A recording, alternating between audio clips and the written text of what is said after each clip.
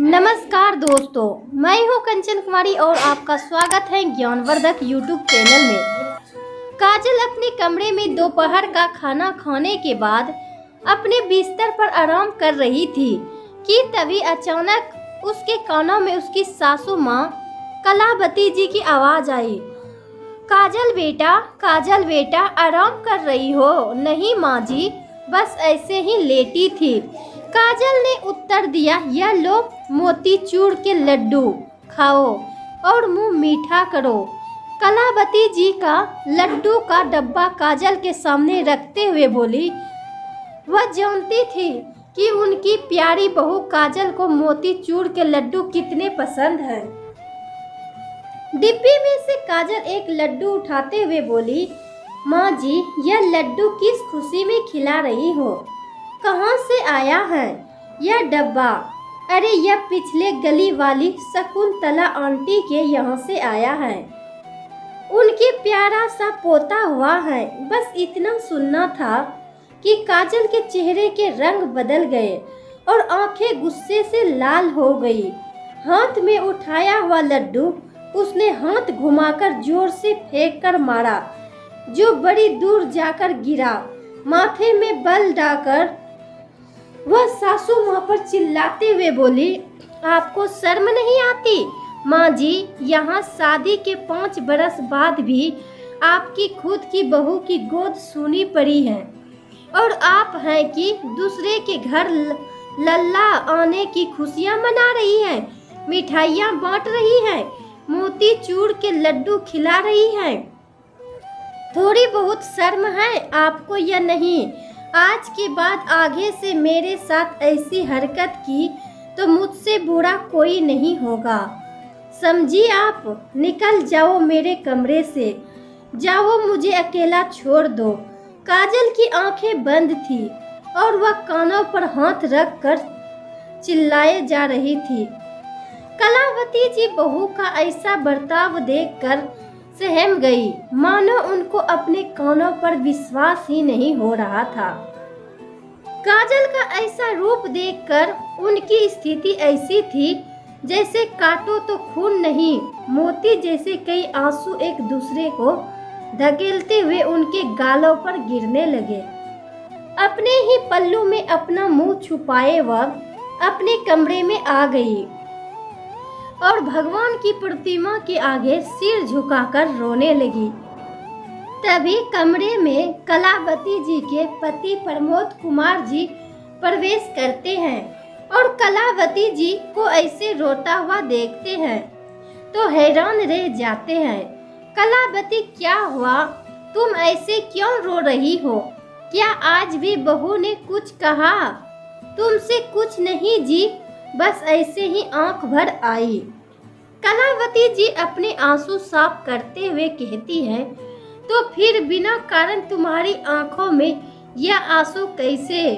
वह पत्नी को अपने पास बिठाकर उनका हाथ अपने हाथों में लेकर पूछते हैं, बताओ, मुझे कुछ न छुपाओ।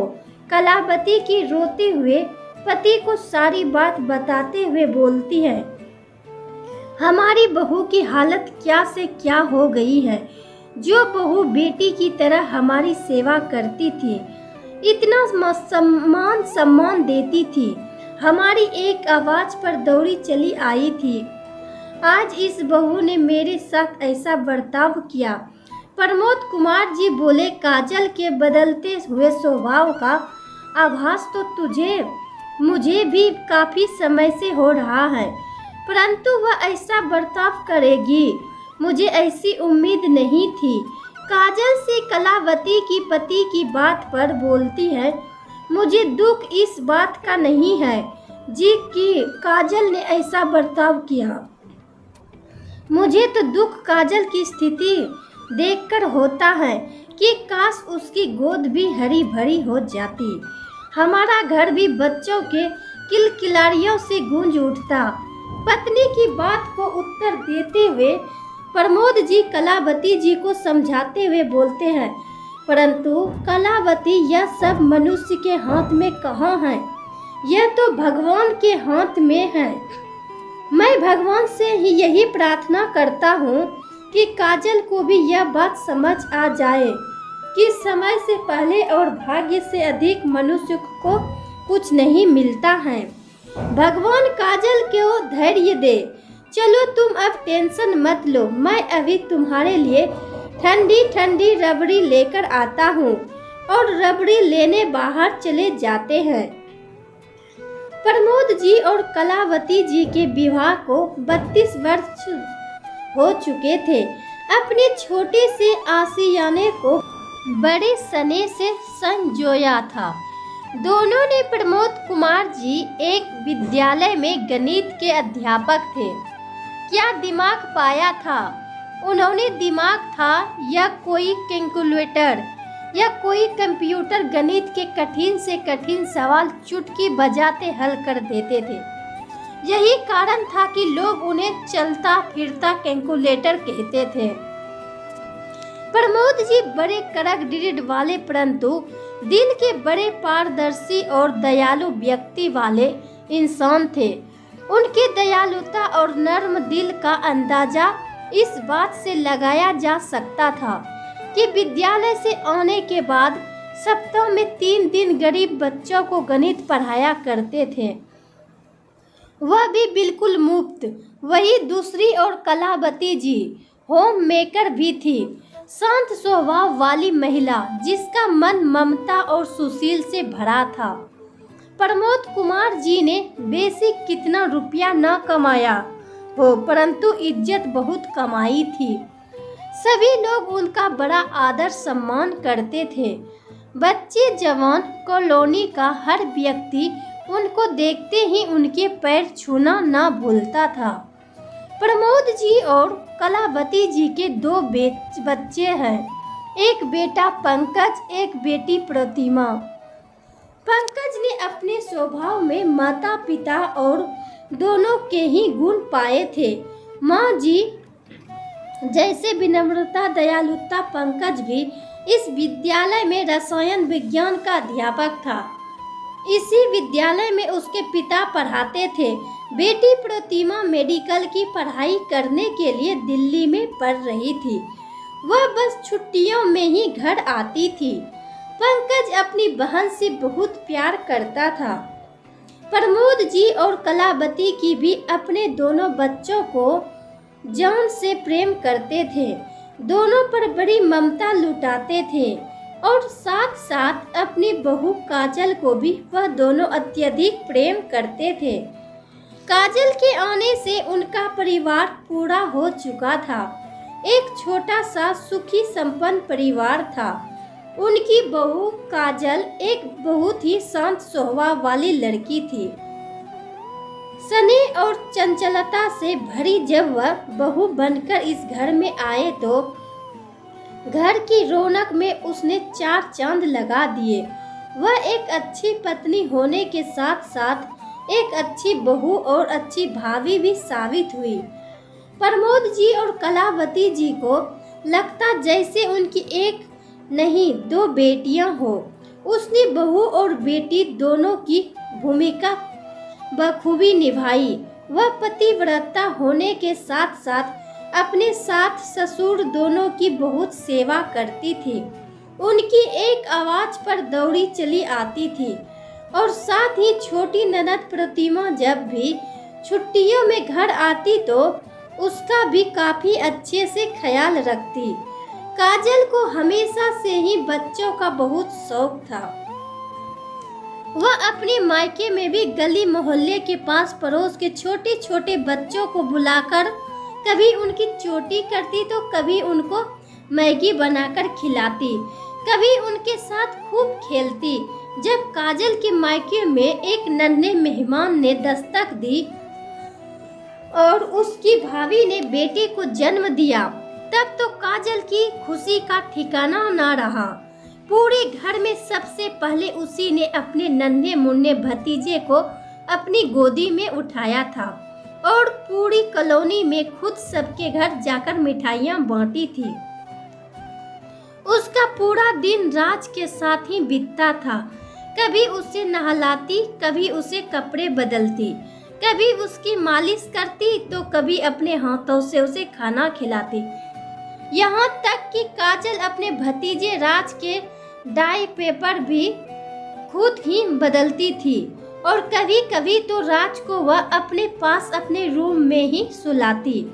यह सब देखकर उसकी भाभी कई बार उसे मजाक करती कि काजल, जब तुम्हारी शादी हो जाएगी तो राज का सारा काम मुझे ही करना पड़ेगा।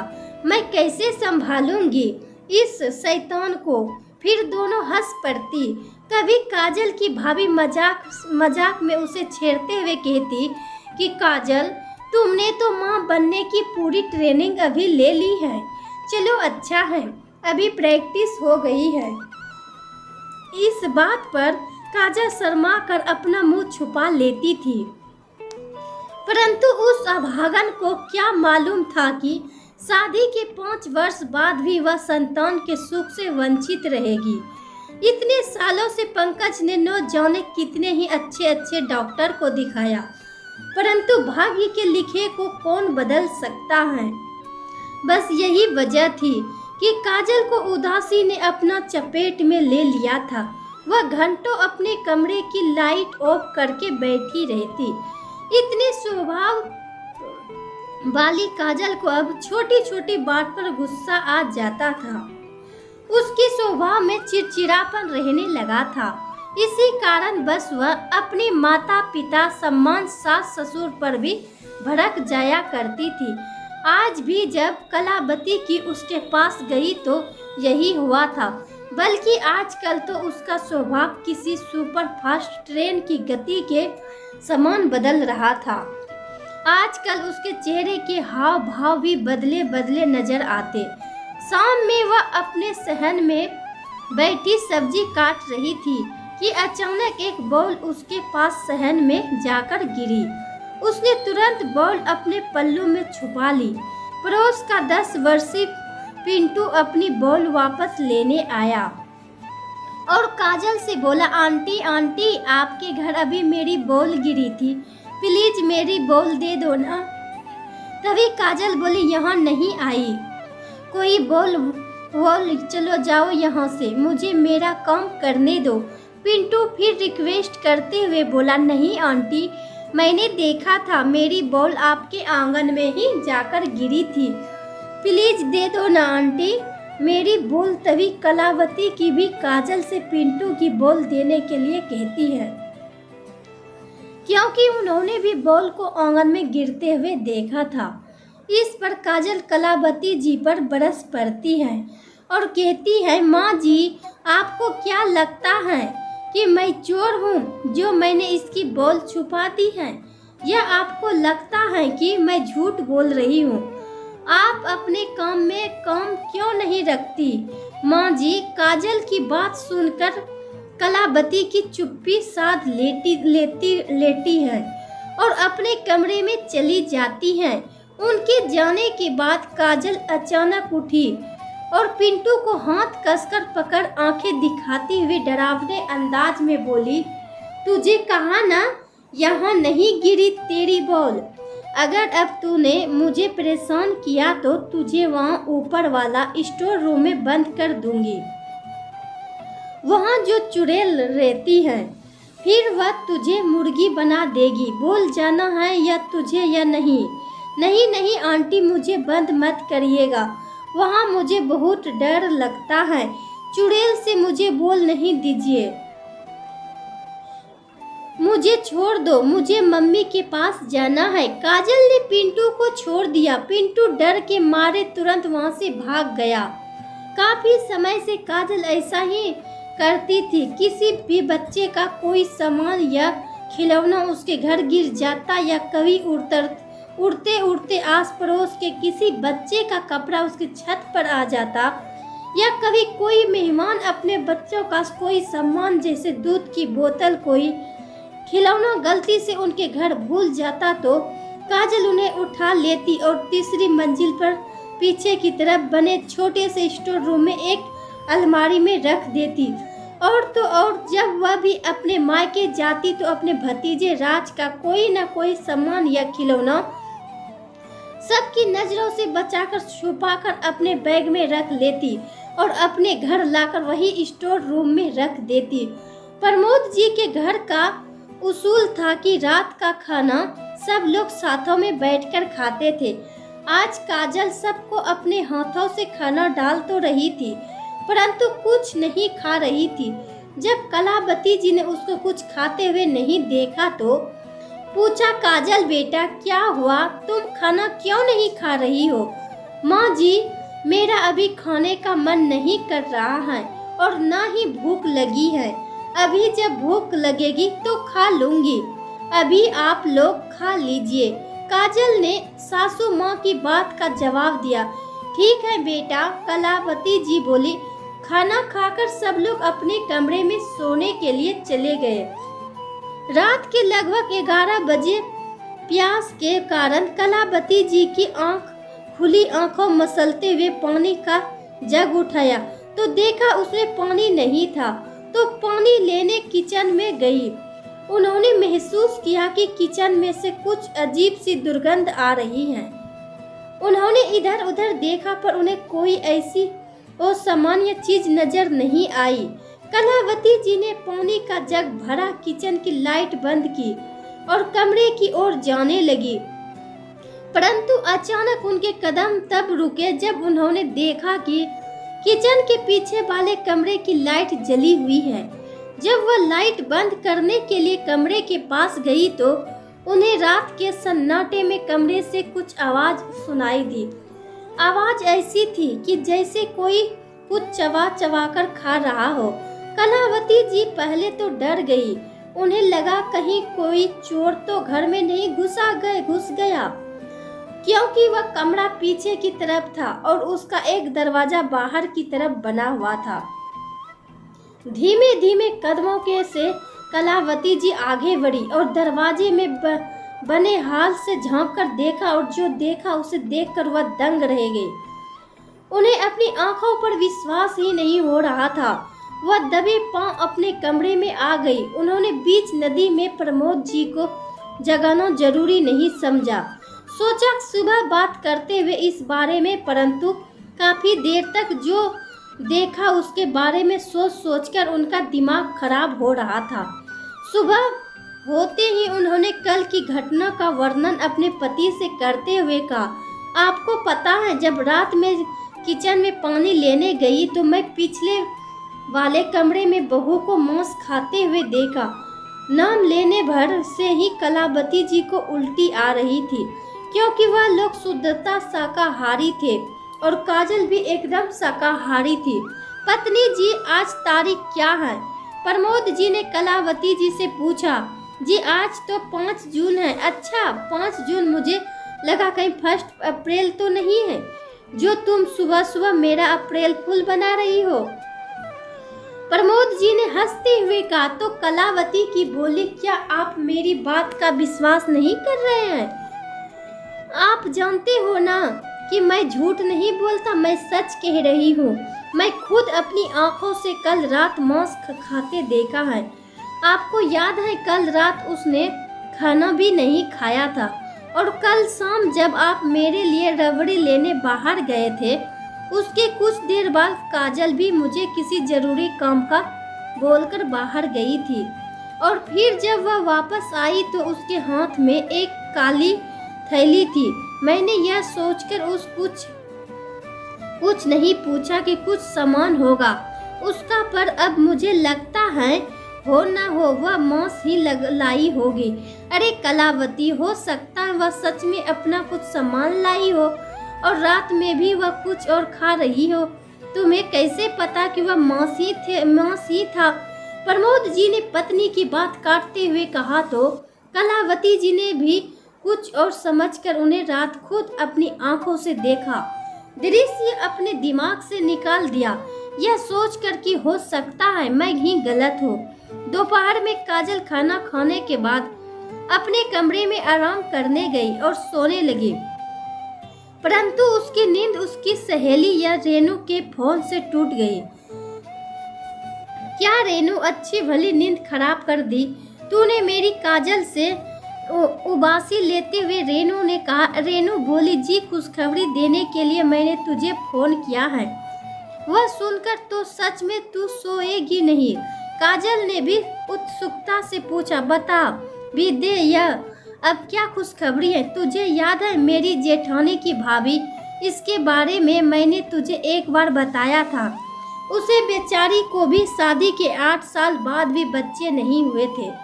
किस किस डॉक्टर को नहीं दिखाई, क्या क्या टोटके नहीं किया उसने, पर सब बेकार। लेकिन जब उस तांत्रिक बाबा का बताया हुआ उपाय किया तो बस फिर 2 माह बाद ही उसकी गोद हरी हो गई। उसने डॉक्टर से 4 चेकअप भी करवा लिए। माँ और बच्चा दोनों स्वस्थ हैं। रेनू की बात सुनकर काजल चहक उठी और बोली, क्या सच में रेनू, क्या सच में वह माँ बनने वाली है? तांत्रिक बाबा के उपाय से रेनू ने कहा, हाँ काजल, हाँ मेरी जेठानी का अभी सुबह ही फोन आया था। यह खुशखबरी सुनाने के लिए उन्होंने ही मुझे सब बताया है। मैंने उनसे तांत्रिक बाबा का पता ले लिया है। तू भी बाबा का बताया उपाय करके देख। भगवान ने चाहा तो जल्दी तेरी गोद में भी फिर नन्हा मुन्ना खेल रहा होगा। रेनू की बात सुनकर काजल बोली, रेनू तू ही मुझे तांत्रिक बाबा के पास ले चलना। तुझे तो पता है ना कि मेरी सास मुझ पर कितनी नजर रखती है, बाहर आने जाने पर कितनी पाबंदी रखती है। रेनू बोली, देख तेरे साथ जाना तो मेरे लिए संभव नहीं है, परंतु इस बारे में तू अपनी सासू माँ से बात क्यों नहीं करती? तेरी सास तो तुझे इतना प्रेम करती है, जान देती है तुझ पर, और फिर पोते पोती का सुख तो उन्हें भी चाहिए। आखिरकार रेनू काजल की बात का उत्तर देते हुए कहती है। रेनू की बात सुनकर काजल बोली, बात तो ठीक है तेरी, चल फिर आज रात में माँ, बाबूजी और पंकज से इस बारे में बात करती हूँ। इतना कहकर काजल फोन रख देती है और अब उसे इंतजार था रात में। जब सब लोग खाने के लिए आए तो मौका देखकर काजल ने अपनी सासू माँ और बाबूजी को संबोधित करते हुए कहा, माँ बाबूजी, आज मेरी सहेली रेनू का फोन आया था तो किसी तांत्रिक बाबा के उपाय करके उसके जेठानी की भाभी माँ बनने वाली है, वरना वह भी मेरी तरह बच्चों की उम्मीद खो बैठी थी। क्यों न हम भी बाबा से जाकर मिले। काजल की बात सुनकर पंकज तुरंत माथे पर बल डालते हुए बोला, क्या काजल, तुम भी पढ़ी लिखी वेल एजुकेटेड लड़की हो, इन अंधविश्वास में बाबा के चक्कर में मत पड़ रही हो। तुम पंकज की बात पर कलावती जी ने भी हाँ में हाँ मिलाते हुए कहा, हाँ बेटा काजल, यह बाबा लोग बड़े पखंडी किस्मत के होते हैं। आज के युग में ऐसी पखंडी लोगों पर विश्वास करना खतरे से खाली नहीं। काजल मन में आस लिए बोली, परंतु माँ जी, हम लोग इतने डॉक्टर को दिखा चुके, इतने जतन कर चुके, अगर एक बार बाबा का बताया हुआ उपाय भी कर लेंगे तो हो सकता है हमारी मुश्किल का हल भी निकल जाए। काजल की बात सुन प्रमोद जी उसे समझाने का प्रयास कर रहे हैं कि संतान होना न होना भगवान के हाथ में है। जब भगवान की कमी बड़े बड़े डॉक्टर्स साइंटिस्ट ने पूरे कर पाए तो यह पाखंडी बाबा लोग क्या करेंगे। बेटा काजल, तुम चिंता मत करो, मैंने अपने एक सहयोगी से बात की है, उनकी बहू कनाडा में बच्चों की डॉक्टर है, हम लोग एक बार उनको दिखाएंगे, भगवान ने चाहा तो सब ठीक हो जाएगा। बेटा तू भगवान पर आस्था बनाए रखो। बस काजल की बात कोई नहीं सुनता, वह मन महसूस कर रह जाती है।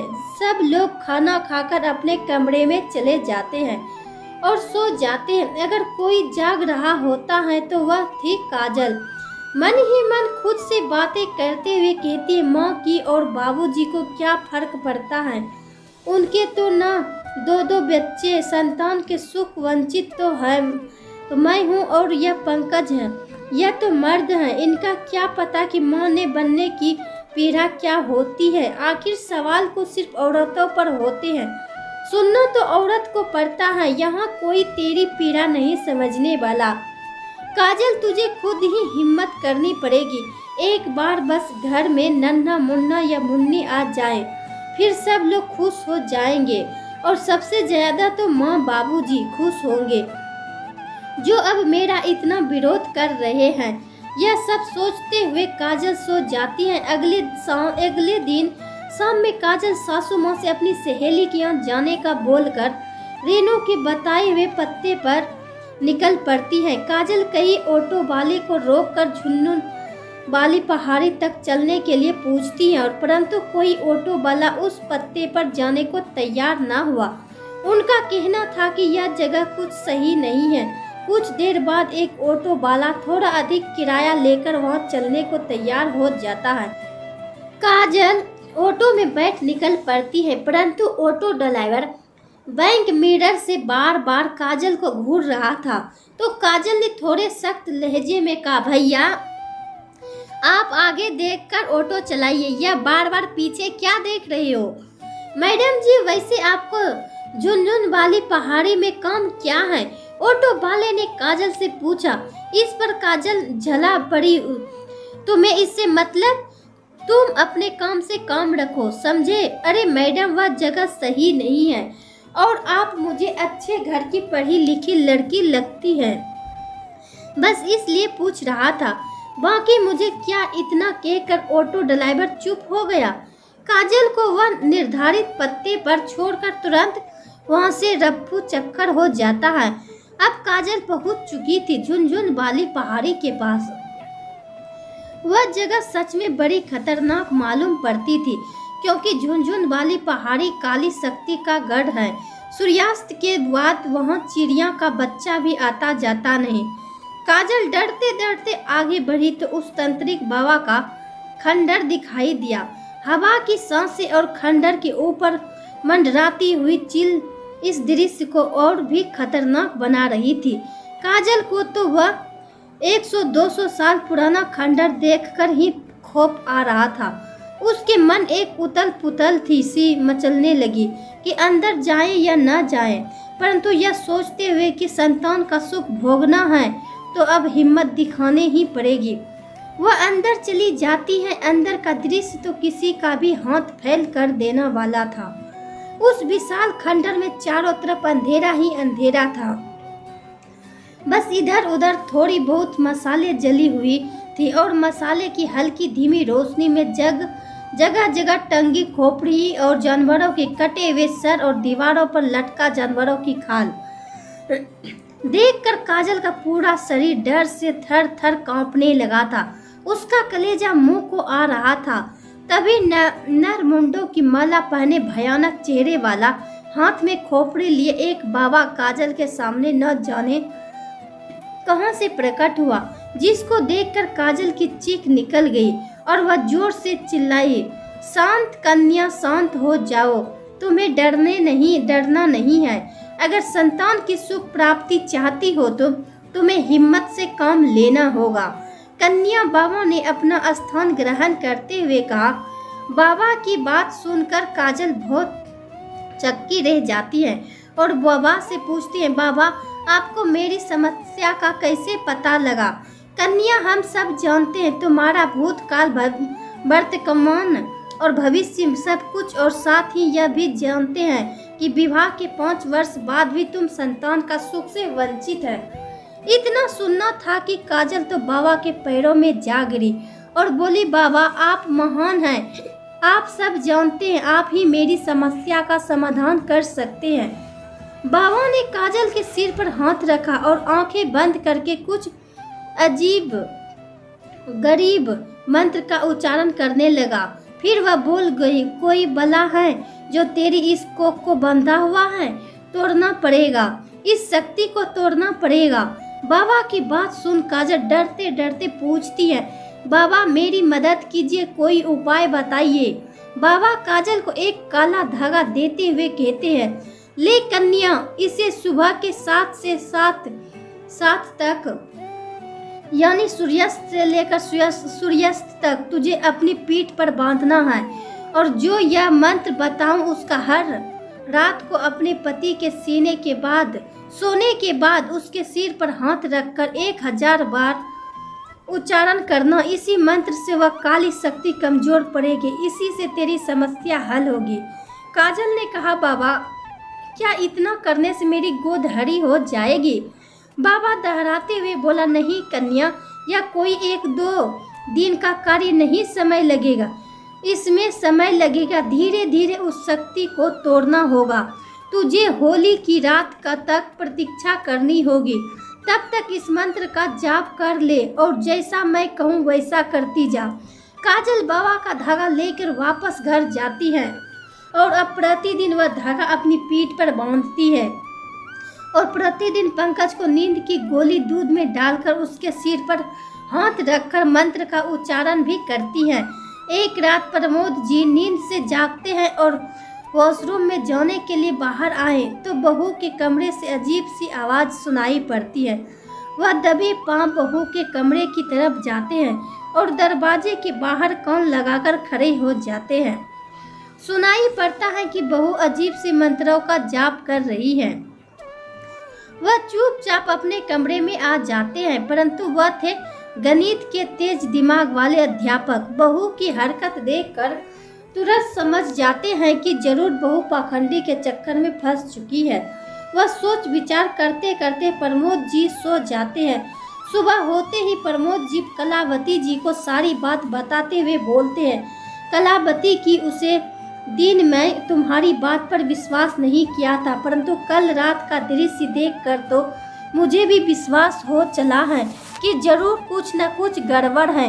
कलावती की बोलती है, हाँ जी, मैं तो आपसे पहले ही कहती थी। मैंने तो उस दिन भी बहू को मांस खाते हुए देखा था, अपने ही मेरी बात नहीं माने। परंतु कलावती, इससे पहले कि हमारी बहू और हम कोई भारी नुकसान उठाए, हमें जल्दी कुछ न कुछ करना पड़ेगा। प्रमोद जी ने पत्नी कलावती जी से कहा, ठीक है, कहते हो तो आप चलिए, अभी आप नाश्ता कर लीजिए, वरना आपको कॉलेज के लिए देर हो जाएगी। हम इस बारे में बाद में बात करते, आप चिंता मत कीजिए, अभी आप आराम से कॉलेज जाइए। इतना कहकर कलावती जी ने नाश्ता बनाने किचन में चली जाती है। तभी पंकज किचन में आकर माँ से पूछता है, माँ नाश्ता बन गया क्या? कलावती की बोली, हाँ बेटा, बस तैयार है। फिर पंकज कहता है, अच्छा माँ, आज मैं थोड़ी देर से घर आऊँगा। पता नहीं क्यों माँ, कुछ दिन से मेरे सिर में तेज दर्द है। सुबह उठता है तो सर भारी भारी लगता है, ऐसा लगता है मानो सिर में कोई हथौड़े मार रहा हो। इसलिए मैं कॉलेज के बाद डॉक्टर को दिखाने जाऊंगा। कलावती की बोली, ठीक है बेटा, तुम डॉक्टर को दिखाकर दवा ले आना। बाबा का बताया उपाय कई दिन करने के बाद आज फिर बहाना करके काजल बाबा के पास जाती है और बोलती है, बाबा जितना आपने बोला था उतना मैंने सफलतापूर्वक किया। अब बताइए बाबा कि आगे क्या करना है? बाबा दहाड़ते हुआ बोलते हैं, बलि देनी होगी, एक सुहागन की बलि। इतना सुनते ही काजल चौंक उठती है। बाबा, बलि, यह आप क्या कह रहे हैं? या तो हत्या होगी या तो पाप होगा। बाबा नहीं, मैं ऐसा नहीं कर सकती, मैं इतना बड़ा पाप नहीं कर सकती। बाबा कृपया आप कोई और उपाय बताइए। काजल की बात सुनकर बाबा बरस पड़ते हैं, कन्या, हमें पाप पुण्य का पाठ न पढ़ाओ। हम सब जानते हैं तेरे ऊपर जो साया है तो बलि देना, वरना काली शक्ति तुझे ही भी जलाकर भस्म कर देगी। काजल बोली, बाबा क्या बलि देने के बाद सच में मैं माँ बन जाऊंगी? कन्या, तू हम पर शंका करती है। काजल, नहीं बाबा नहीं, आप बताइए किसकी बलि देनी है और कब? आने वाली होली की रात को सुहागन की बलि देनी होगी। परंतु बाबा, सुहागन किस उम्र में हो? बाबा कोई भी उम्र हो, बस सुहागन हो। समझी कन्या, परंतु होली से पहले तुझे खुद को तैयार करना होगा। उसके लिए जो उपाय मैं बताऊं वह कर काजल घर आ जाती है, परंतु उसके दिमाग में बस एक ही सवाल टिक टिक कर रहा था, बलि। यह तो बाबा ने बड़ा सख्त उपाय बता दिया है, अब मैं एक सुहागन कहाँ से लाऊं? तभी उसके दिमाग में उसकी सासू माँ की छवि उभरी। काजल ने सोचा, सासू माँ के वैसे भी कितने दिन बचे हैं, क्यों ना माँ उनकी ही बलि दे दूं। आखिरकार मैं उन्हीं के परिवार का वंश आगे बढ़ा रही हूँ। अब अपने आप को बाबा के बताए हुए उपाय के अनुसार बोली, बलि के लिए तैयार करती है। आज फिर प्रमोद जी वॉशरूम जाने के लिए उठे। वह कमरे में वापस आ ही रहे थे कि अचानक उनके कदम निकले। स्टोर रूम की लाइट जली होने के कारण रुक गए। आज वह फटाफट अपने कमरे में गए और कलावती जी को भी उठाया और बोले, कलावती, आज स्टोर रूम की लाइट ऑन है। मुझे शक है कि हो न हो बात कुछ गड़बड़ जरूर है। फिर खिड़की से चुपके से अंदर जाकर देखा तो दोनों के होश उड़ जाते हैं। उनके पैरों तले जमीन खिसक जाती है और दोनों अपनी चीखें रोकने के लिए अपने मुंह पर अपने हाथ रख लेते हैं। स्टोर रूम का दृश्य ने दोनों को डरा कर रख दिया। काजल काले कपड़ों में खुले बालों के साथ माथे पर लंबा सा काला टीका लगाए हुए एक घेरे के अंदर बैठी थी, जिसके बीच में एक मटके में आग जल रही थी और पास में कंकालों की खोपड़ियां और न जाने क्या क्या अजीबोगरीब चीख रही थी। और काजल मंत्र का जाप करने में लीन थी। प्रमोद जी और कलावती जी ने बड़ी चालाकी से बिना कोई शोर किए सारा दृश्य अपने फोन में वीडियो के रूप में कैद कर रहे थे और दोनों दबे पांव अपने कमरे में आ गए। प्रमोद जी बोले, न जाने संतान के मुंह में काजल को क्या से क्या बना दिया है। मुझे अपनी आंखों पर विश्वास नहीं होता। यह हमारी बहू काजल ही है। कलावती की भी बोलती है, मुझे बड़ा डर लग रहा है। जी, यह काजल आखिर क्या कर रही थी? अब हम क्या करें जी? कैसे उसे यह सब करने से रोके? कलावती जी, मुझे लगता है कि हमें यह वीडियो सबसे पहले काजल के माँ पिता को दिखाना चाहिए। वह लोग भी शिक्षित है, समझदार हैं। काजल की इन सब हरकतों का अवश्य ही विरोध करेंगे। प्रमोद जी कलावती जी की बात का उत्तर देते हुए कहते हैं। उनकी बात सुन कलावती जी की बोलती हैं, परंतु ऐसी बातें फोन पर नहीं हो सकती हैं। हमें चलकर उनसे बात करनी पड़ेगी और मिलकर कोई ठोस कदम उठाना पड़ेगा। अगली सुबह दोनों काजल से कहते हैं, बेटा काजल, हम कल तुम्हारे मायके जा रहे हैं। एक दिन के लिए ही जाएंगे। तुम अपना और पंकज का ख्याल रखना। प्रमोद जी ने काजल को कहा तो काजल के चेहरे पर मुस्कान ने पहरा दे डाला। चलो, एक दिन के लिए ही सही, कम से कम मुझे आज़ादी तो मिलेगी। मैं अपने कार्य अच्छे से तो कर सकूंगी। काजल ने अपने मन में सोचा। अगली सुबह प्रमोद जी और कलावती जी अपने समधी के घर के लिए निकल पड़ते हैं। जब काजल के मायके पहुंचते हैं तो काजल के माता और पिताजी अचानक इनको अपने घर देखकर खुशी भी हो जाते हैं और आश्चर्यचकित भी है। अरे वाह भाई, क्या बात है! आज हमारे द्वारा समधी समधन जी। पिताजी मुस्कान भरे चेहरे से कहते हैं, हाँ भाई, बस मिलने का मन हो रहा था तो चले आए। प्रमोद जी ने सोफे पर बैठते हुए उत्तर दिया। काजल की माता जी जल्दी से चाय नाश्ता ले आई। कलावती जी को चाय का कप पकड़ाते हुए बोली, क्या बात है कलावती बहन, सब कुशल मंगल तो है ना? ऐसे अचानक कलावती जी कहती है, हाँ कुशल मंगल है। और नहीं भी क्या बात कर रही हो? मेरा दिल तो बैठ जा रहा है। काजल ठीक है ना? काजल की माँ ने घबराते हुए पूछा तो प्रमोद जी बोले, नहीं काजल ठीक नहीं है। इतना सुनकर काजल के माता पिता चौंकते हुए खड़े हो जाते हैं। अरे भाभी भाई जी, ऐसी क्यों? कोई बात नहीं है, काजल ठीक है। बस कुछ दिनों से उसके सर पर भूत सवार है। लेकिन किस बात का भूत, आप लोग खुद देख लीजिए। प्रमोद जी ने काजल का वीडियो चलाकर फोन सबके सामने रख दिया। काजल का पागलपन देख उसके माता पिता भी चौंक जाते हैं। उनकी आंखें फटी की फटी रह गई। उन्हें विश्वास ही नहीं हो रहा था कि यह काजल है। वह गौर से काजल की वीडियो देखते रहे। वीडियो पूरी होने पर बोले, यह सब क्या है? फिर प्रमोद जी और कलावती जी ने काजल की A to Z कहानी बता डाले। काजल के माता पिता सर पकड़कर बैठ गए। क्या यह हमारी बेटी है? उमा, प्रकाश जी सावित्री की ओर देखकर बोले। सावित्री जी कहने लगी कि हमें अपनी आंखों पर विश्वास ही नहीं हो रहा है कि काजल यह सब कैसे कर रही है। ऐसे तो संस्कार नहीं दिए थे। हमने अपनी बेटी को सावित्री जी की आंखों से आंसू आ जाते हैं।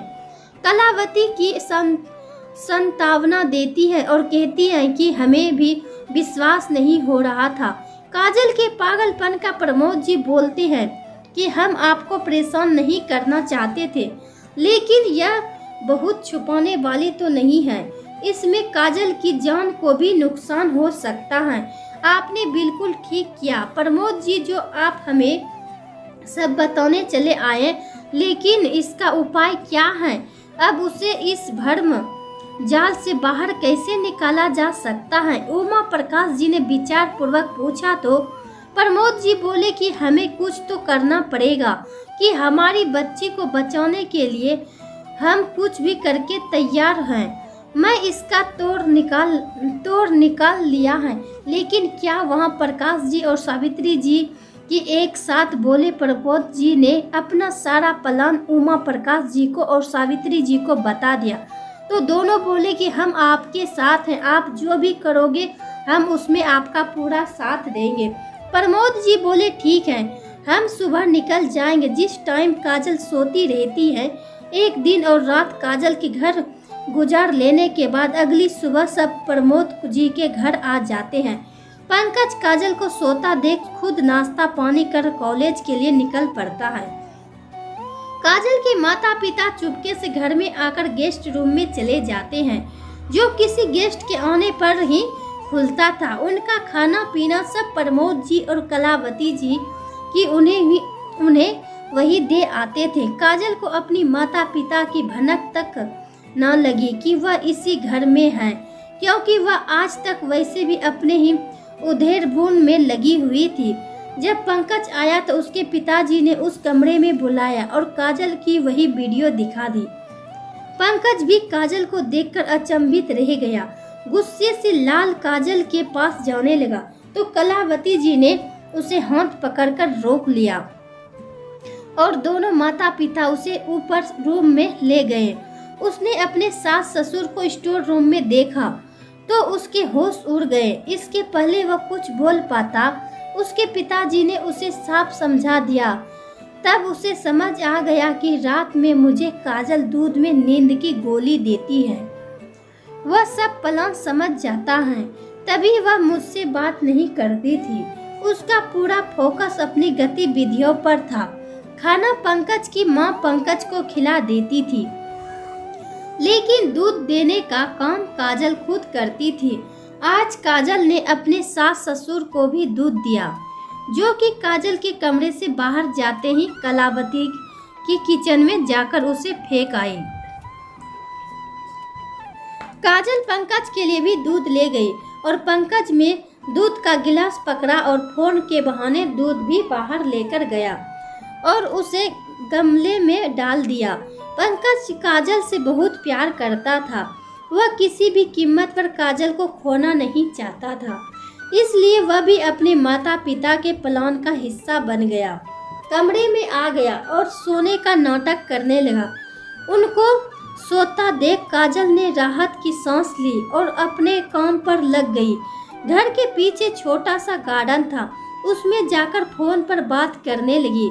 पंकज और उसके माता पिता, काजल के माता पिता सब एक दीवार से चढ़कर काजल की बातें सुनने लगे। बाबा, आज हमारी गतिविधियों के आखिरी दिन है। बाबा, आज होली की रात है और बलि के लिए मुर्गा भी तैयार है, लेकिन बाबा मुझे बहुत डर लग रहा है कि बलि देने के बाद मुझे संतान के सुख की प्राप्ति अवश्य हो जाएगी ना। उधर से बाबा ने फोन पर काजल को अपनी बातों में फंसा लिया। ठीक है बाबा, आप अपने शिष्य को भेज देना सब, बस थोड़ी देर में मैं अपनी सांस लेकर निकलने वाली हूँ।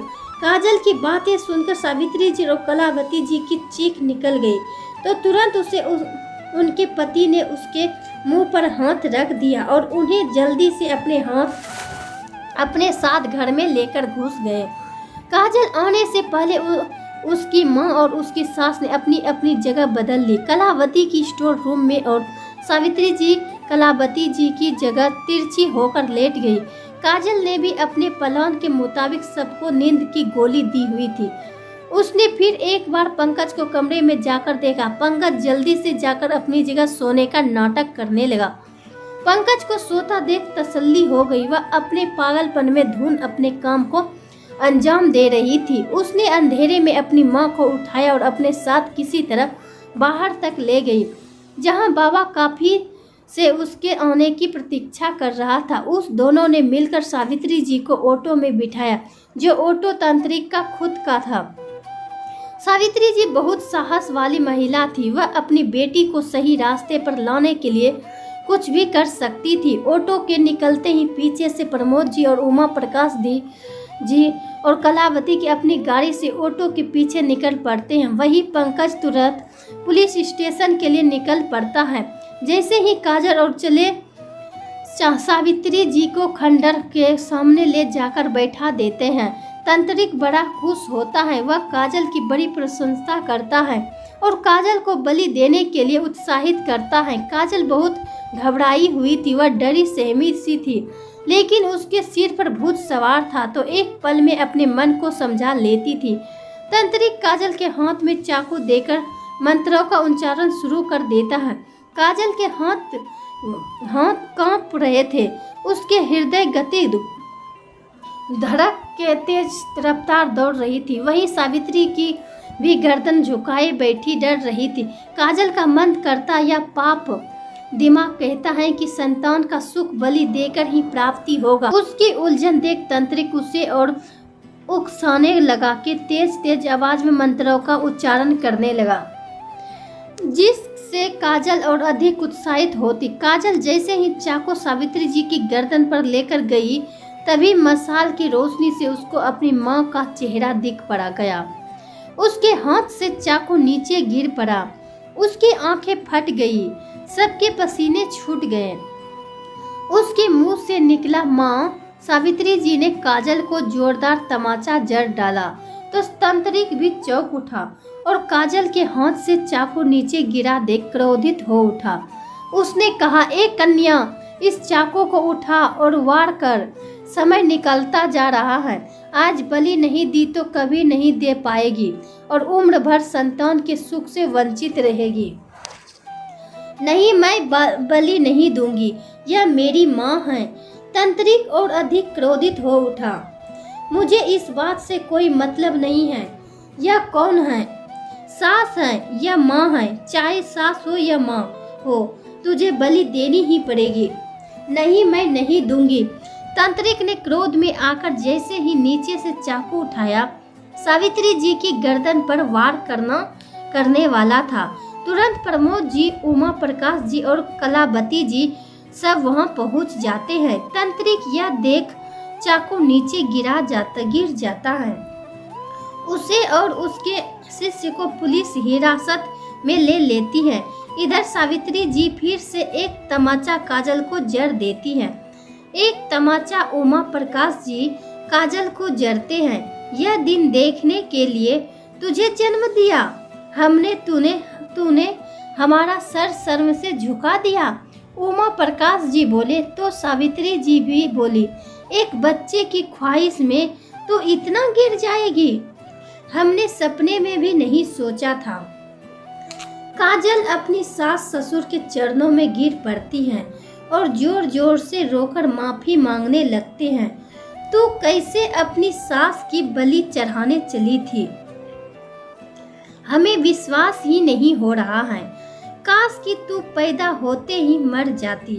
अगर हमें सब कुछ समय पर पता ना चला तो कलावती जी का अपनी देवी समान सास को खा गई होती।